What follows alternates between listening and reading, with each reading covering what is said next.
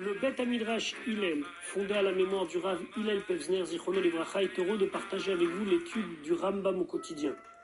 Une étude instaurée par le Rabbi en 1984, 5744. Cette étude a pour but d'unir tout le peuple juif autour de la Torah et l'unir autour d'un livre, le Mishneh Torah, qui passe en revue l'ensemble de toute la Torah entière. Comme le Rabbi l'a écrit, Yesh leit ached, il faut s'unir. Al-Yedé Limoud, par une étude à Kolel qui inclut Kol la Torah Kula, toute la Torah entière, et c'est la particularité de notre étude du Mishneh Torah.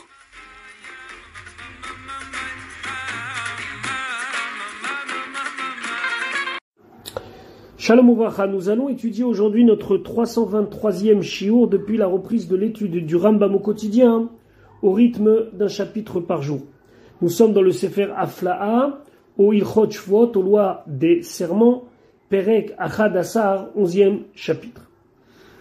Jusqu'à là, nous avons évoqué des serments qui n'ont pas été respectés par ceux qui l'ont formulé.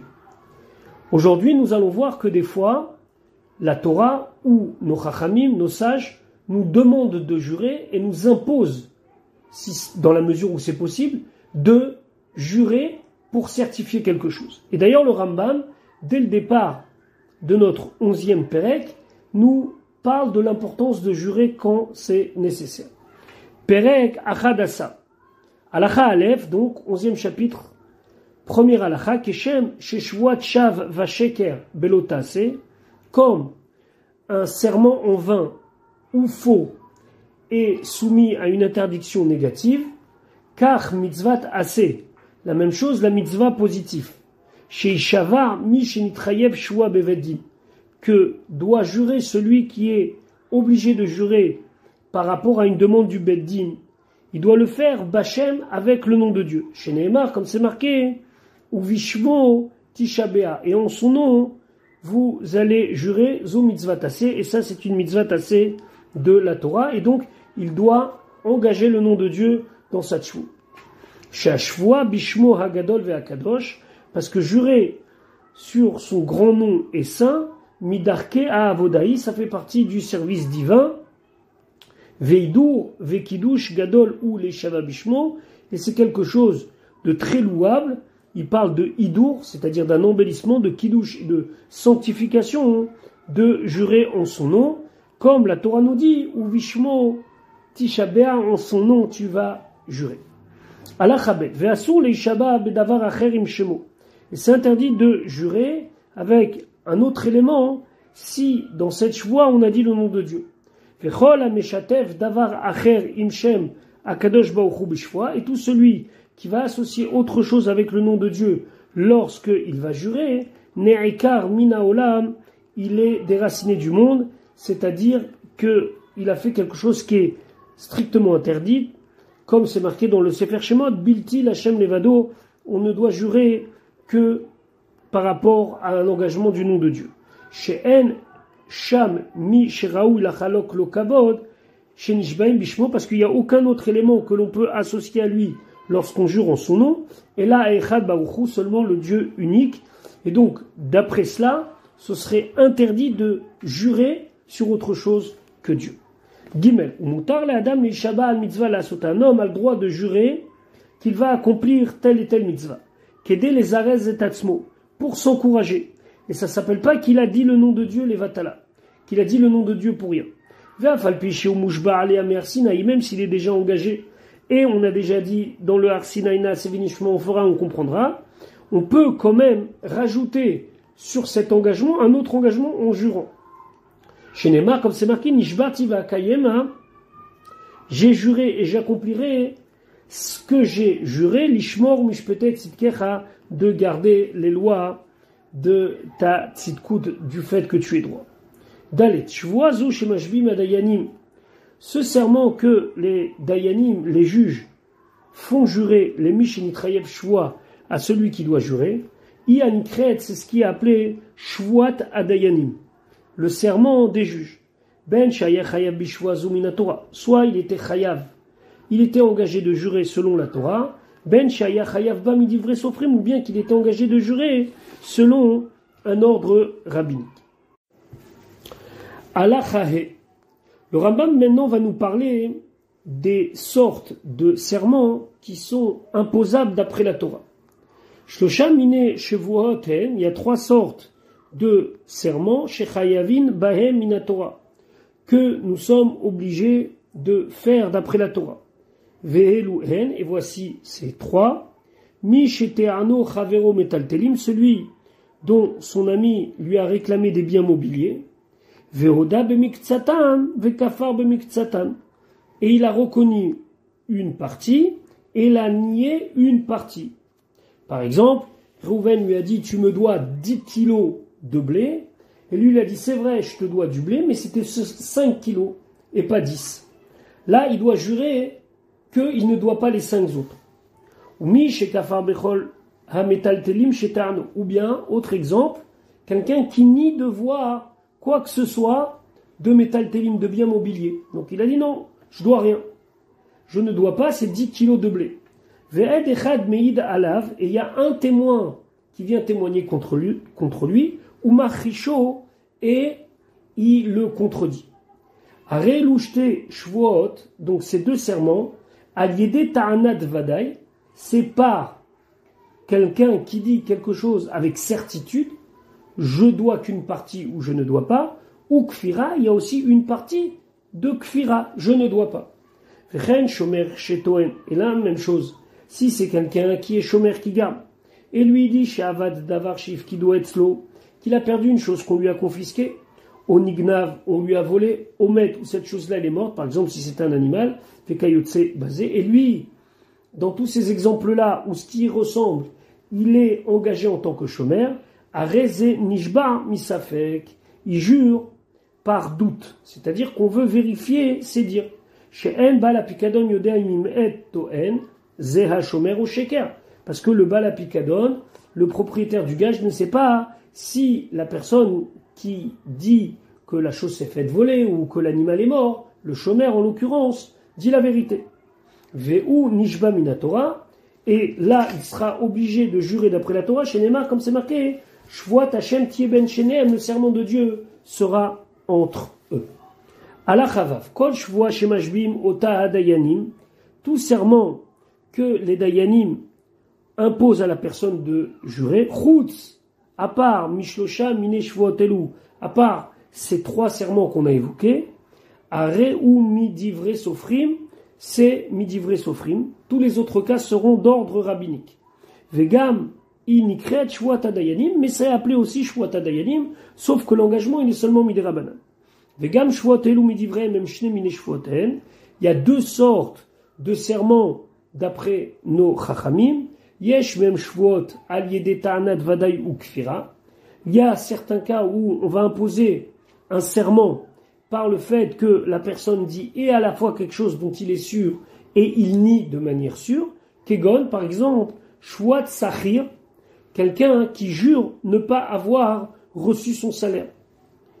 Alors que celui qui l'emploie dit j'ai déjà donné le salaire.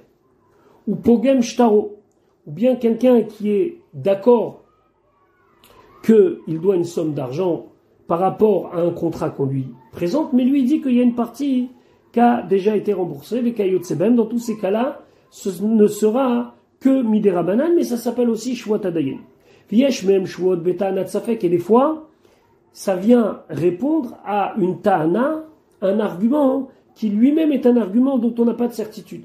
Kegon, shvuat ashutafim va'arisim, par exemple des serments imposés à des associés, que chacun dit que l'autre a pris sa partie, va'arisim, ou bien dans le cas de métayer, qui dit n'avoir pas pris la partie qui lui était réservée, etc.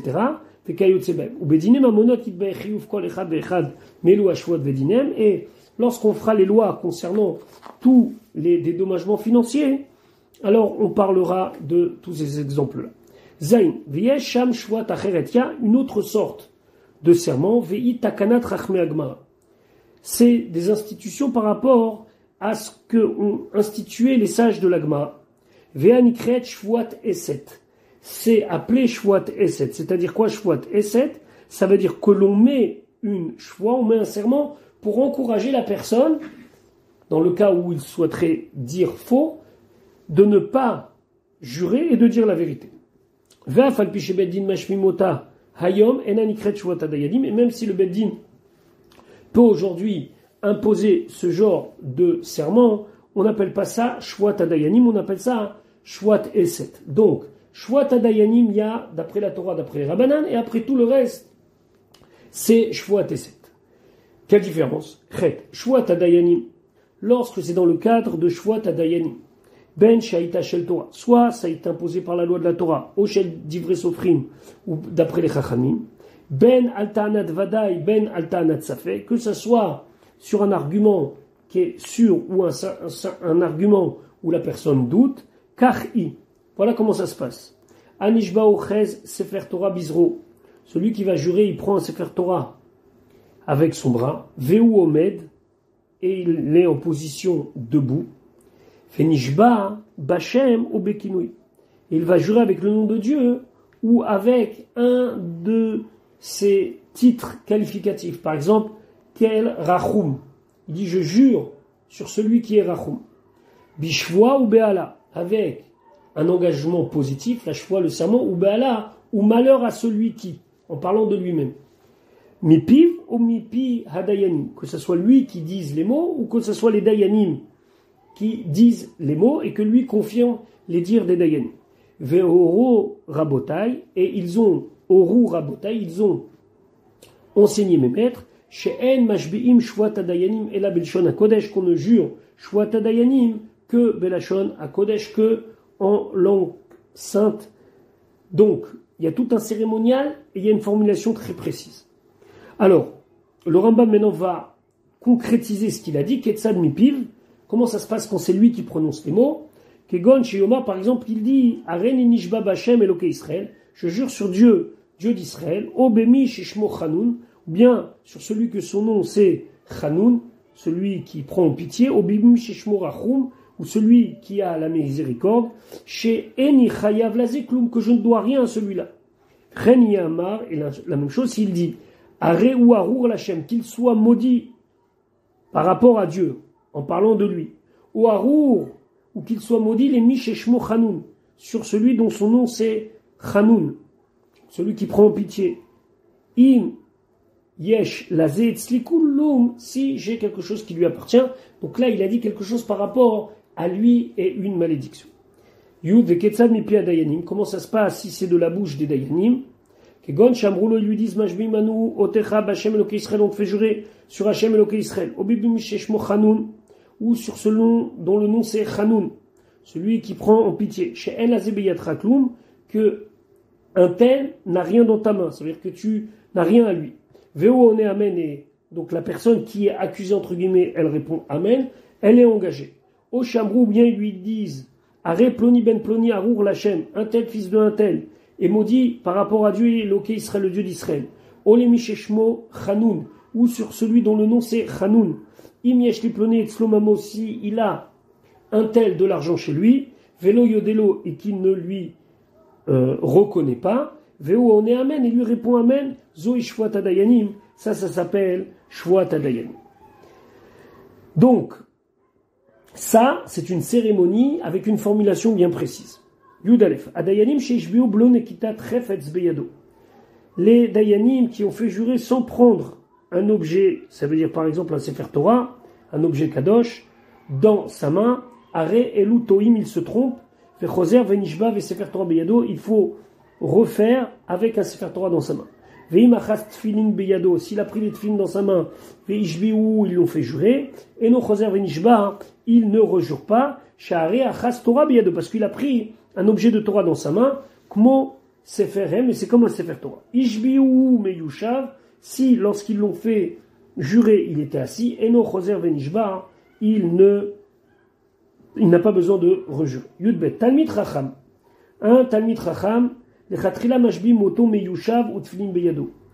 Lui, on peut le laisser assis et il a simplement besoin de prendre des Tfilin. Veno Tsarich Litol Sefer Torah, il n'a pas besoin de prendre un Sefer Torah. Et la Tfilin Bekapo, Chefetz, ou parce que prendre des Tfilin dans sa main, c'est quelque chose que, pour lui, c'est suffisant. Venishba belashon hakodesh kemoshe biarnu, et il jure en lashon hakodesh comme on a expliqué précédemment. Yud Gimel, en ben shvuat eset le shvuat hadayanim. Il n'y a pas de différence entre shvuat et eset, donc celle que l'on a mis en catégorie 3, et shvuat hadayanim, et là nekitat chefetz. La différence, c'est est-ce qu'on prend un sefer Torah ou pas. Chez en anishba shvuat eset ochet sefer Torah, parce que quand c'est shvuat eset, donc la takana des chachmei agmara, ce que les chachamim de la Gemara ils ont institué, il prend pas un sefer Torah dans la main. Et là, mashbim oto bashem ou bekinui. On le fait jurer simplement sur le nom de Dieu ou sur un des caractéristiques de Dieu, bishvoa ou be'ala, avec un langage positif ou en engageant une malédiction, mipiv ou mipi beddin, de sa bouche ou de la bouche du beddin, kmo shvuat hadayanim, comme shvuat hadayanim. Gvar nagu akol yot sefer Torah beyad chazan hakneset. Maintenant, on a l'habitude que le sefer Torah soit tenu par le chazan hakneset. Le chazan hakneset, c'est le shamash, le bedo, celui qui s'occupe de la choule, au Shaharaam ou n'importe qui d'autre, Be'et Shemashbim Shvuat Eset, quand on jure Shvuat Eset, qu'aider les Hayem Alaf pour lui faire peur. Et donc, lui, il prend pas dans la main, parce que c'est pas Shvuat Hadayanim, mais quelqu'un lui présente un Sefer Torah à côté pour qu'il ait un petit peu peur. Yud Dalet. Hadayanim Sheishbu et Anishba Bechol Hashon Shehu Makir. Les Dayanim qui ont fait jurer la personne qui devait jurer avec n'importe quel langage qu'il comprend et qu'il connaît. Arezu kemitzvata. C'est bien fait. Fechenoru a Géonim, et ainsi, les Géonim, ils ont enseigné. Aval rabotenu rumenu chachamim, ils ont enseigné, she'en mashbim el abelshon hakodesh, qu'il est préférable de faire jurer qu'en lashon hakodesh. Ve'en raoui lismoch al orazu, et il faut pas compter là-dessus, et c'est préférable de faire jurer la personne, selon le Rambam, dans un langage qu'il comprend. Et même si tous les Bate Dinim ils ont l'habitude de faire jurer en Lashon HaKodesh, en langue sainte en hébreu, ça veut dire que l'Odia est Anishba, il faut expliquer et faire prendre conscience à celui qui jure, jusqu'à qu'il comprenne ce qu'il est en train de dire avec son serment. Chez Shvuat Hadayanim et Shvuat Apikadon Be'atzma, parce que la Shvuat Hadayanim c'est comme la Shvuat Apikadon elle-même, c'est-à-dire qu'il va jurer que la chose qu'on lui réclame, elle n'est pas chez lui, ou elle est en partie chez lui. Et même pour Shvuat Esed, qui n'est simplement une manière d'arriver à la vérité, c'est pas comme Shvuat Hadayanim, par exemple, on vient de le voir, il prend pas le Sefer Torah dans la main, aussi on fait jurer en Lashon HaKodesh. Tedvav, kol mishnitrev Shvuat Hadayanim, shei al yedei ta'anat vadaï upfira.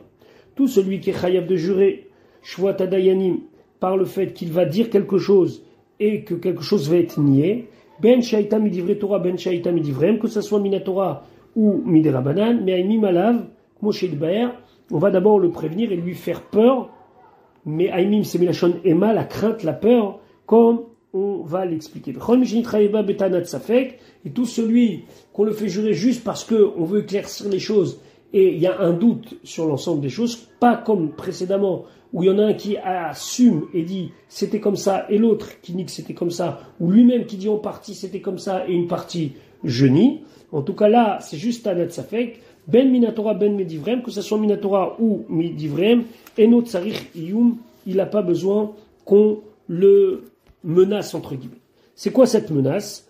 Tête zaïn, veketsan me'aimim ala nishba, comment on lui fait peur? Omrim lo, on lui dit. Éveille de asash. Que